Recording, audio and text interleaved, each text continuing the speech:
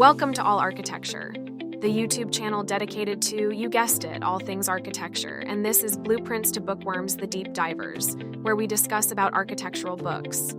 In today's episode, architect Lena Arvidson and Doreen Costello conclude their conversation on the Oregon Experiment by Christopher Alexander, reflecting on how these principles took shape at the University of Oregon and the challenges it faced along the way. So, let's jump right in and discover the lasting impact of this visionary approach to user-driven design and organic development. Welcome back to the deep dive. It's time to wrap up our exploration of the Oregon Experiment. It is, and I know I'm on the edge of my seat waiting to hear if Alexander's vision actually transformed the University of Oregon campus. Yeah, you left us hanging last time with that cliffhanger. I did. Did they really embrace this radical idea of organic development? Yeah, what happened? Well, the short answer is it's a mixed bag. A mixed bag, okay. Yeah, some of his ideas took root and flourished. Okay. While others faced, more resistance.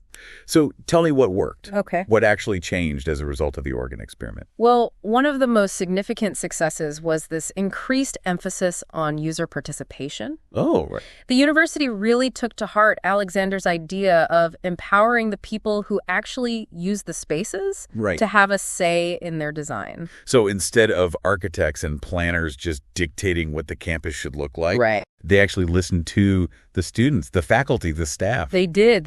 That's great. And this shift in approach led to some really innovative and, well-loved projects. Good. People felt a sense of ownership over their spaces because they had been actively involved in shaping them. Right, because they had a voice. Exactly. Yeah, when you have a voice in the design process, you're more likely to feel connected to the final product. Right. But what about the bigger picture? Yeah. Did the university completely abandon the traditional master plan in favor of Alexander's organic model? Well, that's where things get a bit more complicated. Yeah. While they did incorporate some of his principles into their long-term planning, they didn't completely abandon the idea of a master plan. So it was more of a hybrid approach. Right. Kind of a blend of the old and the new. Exactly. And there's something to be said for that kind of pragmatic approach. Yeah, I mean, revolutions are messy. They are. And unpredictable. Sometimes evolution is the more effective strategy.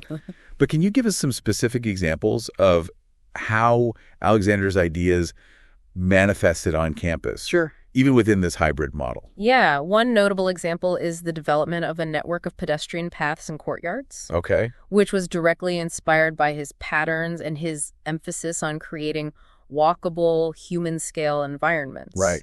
These paths and courtyards have actually become some of the most beloved spaces on campus. Oh, wow. Fostering that sense of community and connection.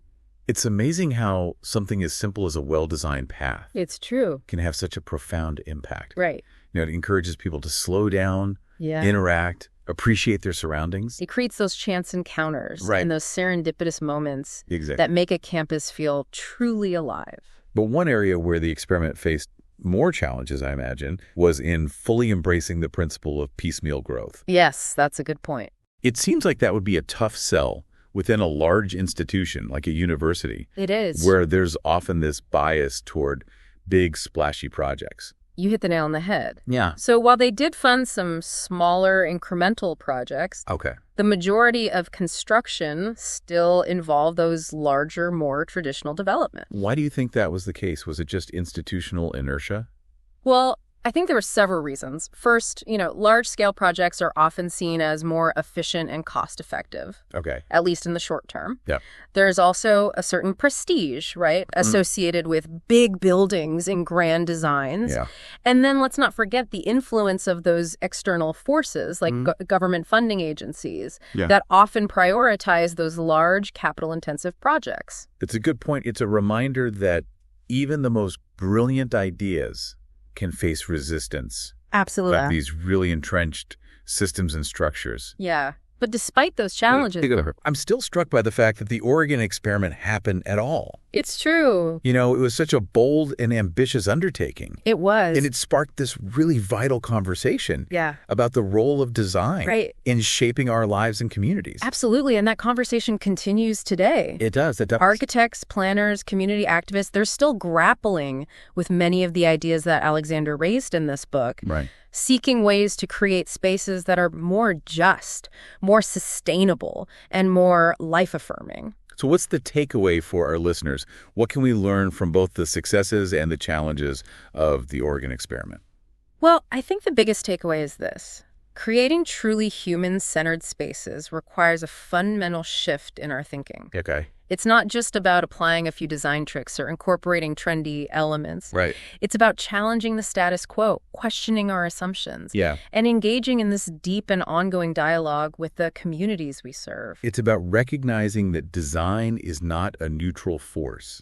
Absolutely. It shapes our lives in profound ways. It really does. And we have a responsibility to wield that power thoughtfully and ethically. Couldn't have said it better myself. And the Oregon experiment, for all its complexities and imperfections, offers us this valuable guide for navigating that journey. It does. It reminds us that a better world is possible. Yes. And it empowers us to take an active role in shaping it.